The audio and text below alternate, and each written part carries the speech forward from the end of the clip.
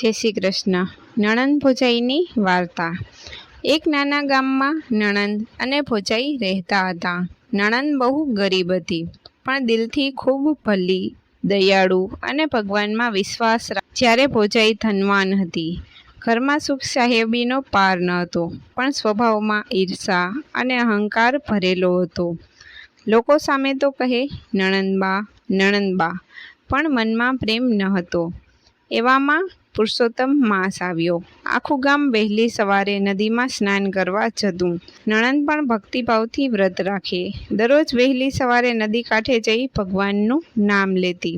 ભોજાઈએ પણ દેખાદેખીમાં વ્રત લીધું, પણ તેનું મન ભગવાનમાં ન હતું. એ તો ફક્ત લોકોમાં પોતાની વાહવાહી કરવા માગતી હતી. દરરોજ બંને કાંઠાગોરમાની પૂજા કરતા. સમય પસાર થયો અને પુરુષોત્તમ માસ પૂરો થયો. નણંદ પોતાના પતિને ધીમેથી કહે, નાથ, હવે ઉજવણું કેવી રીતે કરીએ? ઘરમાં તો એક પાઈ પણ નથી.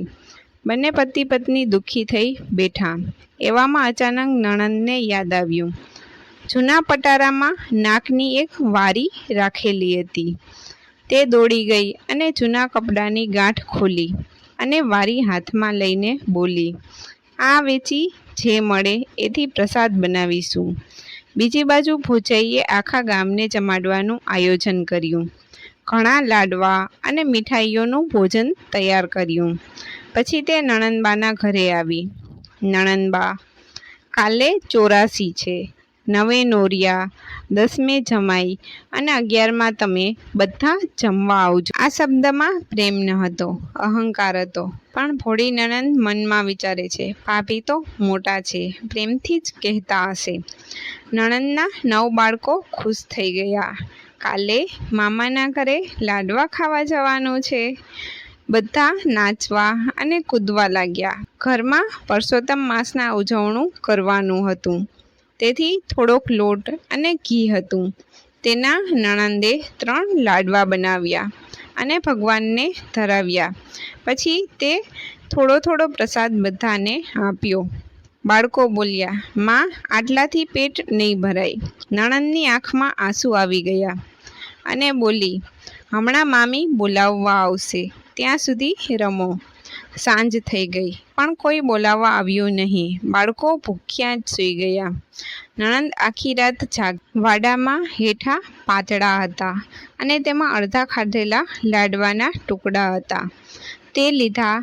તેથી નણંદનું હૃદય રડી ઉઠ્યું, પણ બાળકોની ભૂખ યાદ આવી. તે ધીમેથી એ ટુકડા ભેગા કરી ઘરે આવી અને ફરી લાડવા બનાવી લીધા. સવારે નણંદ પાતળા ફેંકવા ગઈ, પણ અચાનક તેને લાગ્યું, આટલા ભારે કેમ? દીવાના અંજવાળે જોયું તો તે સોનાના થઈ ગયા હતા. નણંદ રડી પડી, હે પુરુષોત્તમરાય, આપે મારી લાજ રાખી. પતિ પણ ગદગદ થઈ ગયા. બંનેએ સંકલ્પ કર્યો, જીવશું ત્યાં સુધી ભગવાનનું વ્રત અને ભજન કરીશું. હવે નણંદ ધનવાન બની ગઈ હતી, તેથી તે પ્રેમથી ભાઈ ભાભીને નોતરું આપવા ગઈ. ભોજાઈ શરમાઈ ગઈ. તે નણંદને ભેટી પડી અને બોલી, મને માફ કરો, મેં તમને ઘણું દુઃખ આપ્યું છે. નણંદ હસીને બોલી, ભાભી, મોટા તો તમે છો, હું નાની છું, માફી શું માગો છો? ભાઈ દૂર ઊભો રહી તે બધું જોઈ રહ્યો હતો. તે ભાભીને બોલ્યો, સારા કર્મનું ફળ હંમેશા મીઠું જ હોય છે. તે દિવસે સૌએ સાથે પ્રસાદ લીધો અને નણંદ ભોજાઈ પ્રેમથી હસતા રહ્યા. જે કોઈ ભક્તિભાવથી પુરુષોત્તમ માસનું વ્રત કરે છે, ભગવાન તેના જીવનમાં કૃપા વરસાવે છે. જય પુરુષોત્તમ ભગવાન. આવી જ કથાઓ, વાર્તાઓ અને હકારાત્મક વાતો સાંભળવા માટે અમારી સર્વ ગુડ વાઇબ્સ ઓફિશિયલ ચેનલને લાઇક કરો, સબસ્ક્રાઇબ કરો અને શેર કરો.